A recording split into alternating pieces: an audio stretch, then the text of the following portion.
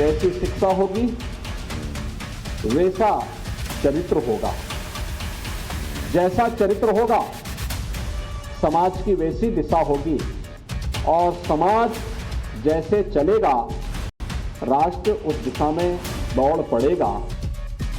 योगी राज में अवैध मदरसों का हिसाब किताब स्टार्ट हो गया है। अवैध मदरसों के खिलाफ योगी के प्रशासन का एक्शन शुरू हो चुका है। अवैध मदरसों पर एक्शन दो तरीकों से हो रहा है। पहला ये कि अवैध मदरसों को नोटिस भेजा जा रहा है।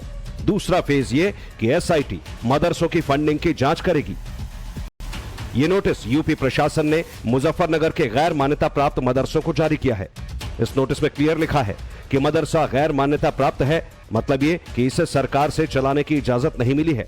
3 दिन के अंदर मदरसों का पूरा हिसाब किताब और कागजात डीएम के ऑफिस में जमा कराएं, वरना एक्शन होगा। ऐसे नोटिस न सिर्फ मुजफ्फरनगर में अवैध मदरसों को भेजे गए, बल्कि अमेठी के जगदीशपुर और श्रावस्ती के अवैध मदरसों में भी भेजे गए। सरकार ने मदरसों की जांच के लिए एक सर्वे कमेटी बनाई। सर्वे की रिपोर्ट आ गई। उसके बाद जब पता चल गया कि कितने गैर मान्यता प्राप्त मदरसे हैं, अब शिक्षा विभाग एक्टिव हुआ है। अब ऐसे मदरसे जिन्हें मान्यता नहीं मिली है उनके खिलाफ नोटिस की कार्रवाई अमल में लाई जा रही है। नोटिस थमाया जा रहा है और हर रोज 10,000 रुपए का जुर्माना लगाने की बात कही गई है। मुजफ्फरनगर से लेकर अमेठी तक कई जिलों में इस तरह के नोटिस भेजे गए। दरअसल यूपी सरकार ने पिछले साल जो मदरसों का सर्वे कराया था, उसके मुताबिक यूपी के अलग अलग जिलों में अवैध मदरसों का खुलासा हुआ। सबसे ज्यादा बिना मान्यता के मदरसे मुरादाबाद में मिले, जो 550 से ज्यादा थे। तो बस्ती में 350, लखनऊ में 100, प्रयागराज में 90, आजमगढ़ में 95, मऊ में 90 और कानपुर में 85 से अधिक मदरसे बिना मान्यता के संचालित किए जाने का खुलासा हुआ। लखनऊ में अवैध मदरसों की संख्या करीब 103 है। शिक्षा विभाग ने कुछ मदरसों को नोटिस भेज दिए हैं और कुछ मदरसों को नोटिस भेजना बाकी है। शिक्षा विभाग के नोटिस को लेकर अवैध मदरसा संचालकों का बीपी अप एंड डाउन हो रहा है। हमारे संवाददाता मनीष यादव लखनऊ के मोहनलालगंज इलाके में ग्राउंड पर पहुंचे। अशफाक साहब, ये कवायद क्या चल रही है? एक तो पहले सर्वे हुआ, उसमें जानकारी सामने आ गई, और अब शिक्षा विभाग कह रहा है कि मदरसे चलाने का हक नहीं है क्योंकि आपको मान्यता नहीं मिली। तो इस चीज को कैसे देखते हैं? क्या कोई जानबूझ के चीजों को टारगेट करने के लिहाज से ये कार्रवाई की जा रही है, या फिर जरूरी होता है कि भाई आपको पहले मान्यता लेनी होगी उसके बाद अपना मदरसा चलाइए? ये जो बता रहे हैं आप, मतलब मान्यता भी जो है होना चाहिए, ये सही है, क्योंकि सरकार की नज़र में रहना चाहिए। लेकिन अगर कोई संस्था इस तरीके से चल रही है जो गरीबों को और जो है मतलब बिल्कुल ही कमज़ोर लोगों को जो शिक्षा देना चाहती है, तो अगर उसके लिए कोई पहले इस चीज़ का वो नहीं था तो इसलिए वो पहले से चल रहे हैं सब। लेकिन अब अगर बनाया गया है कोई कानून, अगर ऐसा है कोई, तो उसके लिए पहले इसको इत्तला देनी चाहिए कि हाँ, अगर आपको मान्यता नहीं मिली है तो आप ये न चलाएं। लेकिन यूं ही किसी को टारगेट करना किसी चीज का, तो एक सोची समझी साजिश ही हो सकती है। हमारे संवाददाता मनीष यादव ने पड़ताल शिवलर गांव के मदरसे में की। इस मदरसे के मौलाना और मदरसे में पढ़ने वाले बच्चों से बात की।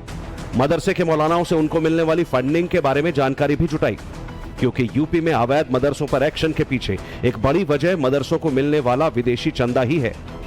एक सवाल ये भी उठता है क्योंकि एसआईटी ये इस मामले की भी जांच कर रही है, उसमें 4000 मदरसे प्रदेश के शामिल हैं, कि भाई इन्हें पैसा कहां से मिल रहा है। ये बड़े सवाल उठते हैं। सर्वे में भी पूछा गया। अब एटीएस के एडीजी मोहित अग्रवाल है, उनके निगरानी में ये एसआईटी बना दी गई है। तो ये मतलब ये शक के घेरे में क्यों आ जाते हैं मदरसे?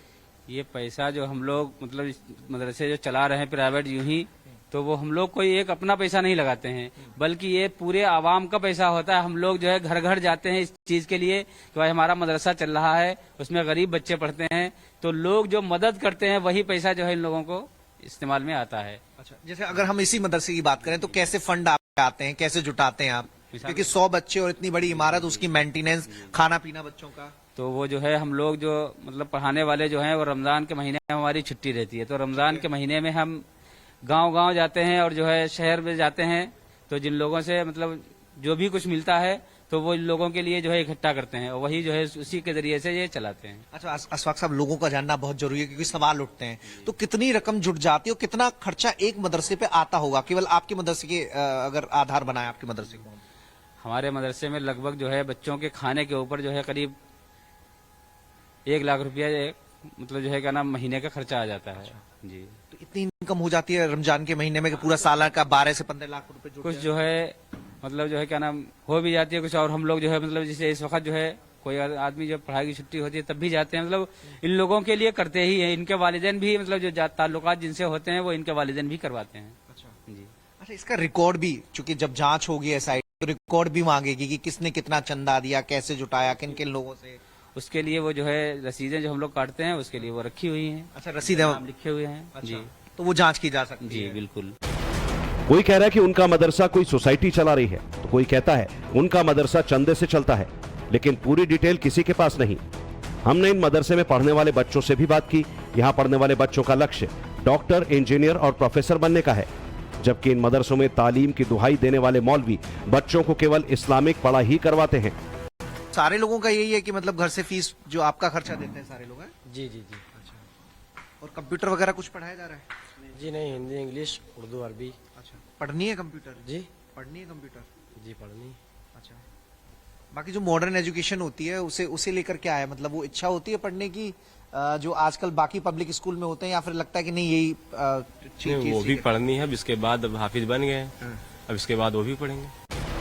योगी राज में मदरसों का सर्वे और अवैध मदरसों पर एक्शन के पीछे दो बड़ी वजह हैं। एक ये कि मदरसों को मुख्य धारा से जोड़ना, इस्लाम के साथ साथ कंप्यूटर और विज्ञान की पढ़ाई करवाना, मदरसों में एआई जैसी लेटेस्ट टेक्नोलॉजी के साथ पढ़ाई करवाना। दूसरा ये कि वो मदरसे जिनकी फंडिंग किसी विदेशी सोर्स से हो रही है और सोर्स का बैकग्राउंड क्लियर नहीं है, ऐसे मदरसों पर एक्शन लेना। जो मदरसे राष्ट्र विरोधी कामों में जुड़े हैं उन्हें बंद करना।